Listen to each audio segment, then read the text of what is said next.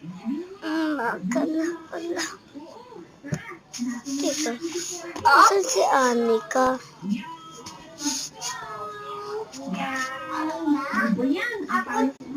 Tawagin ko nga si Jopet, kaso wala siya. Masok daw siya sa school. Jopet! Bakit? Laro tayo, patingin na ng pogs mo.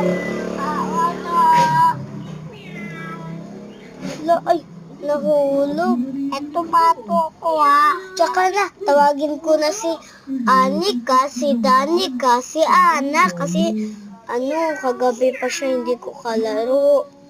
Ako magkakapit bahay lang sila eh. Anika, Danica, Ana. Hala, may kumakatok. Nagpakulay ka ng buhok, tsaka nagpahaba ka? Oo, tignan mo nga haba-haba pa ng hair ko. Ganun ba? Teka lang, tatawagin ko na si Anika pati si Danica. Sabi ng doktor, ganito na daw habang buhay yung bakit kasi na umilaw bigla yung mata ko dati. Hindi pa naman umilaw. Natandaan ko na. Ay, teka lang, wag mo muna sabihin. Ang pangalan ko ngayon ay nagbago na. Ako na si Joanna. Dati ay naglalakad ako. Tapos, nagsibang kong bumili yung sa mata. Pabili po. Ano yun? Yung ilaw-ilaw sa mata po.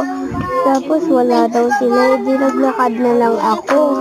Tapos bumili ako sa kapila. Yung kaso naging aso ako nun. Tapos pagkalagay ko, nag-iba itsura ko, naging aso ako.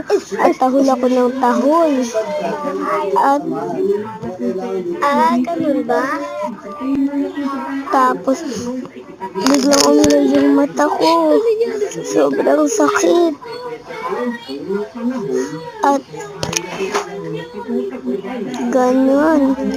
Ayaw matanggal. Tapos hanggang ngayon, nung Pasko, biglang dumugo yung mata ko. Kaya hindi na ako masyadong nakapag-vlog. Hala, nagbago yung mata ko. Paano mo alam? Magiging kamukha ko na si Joanne.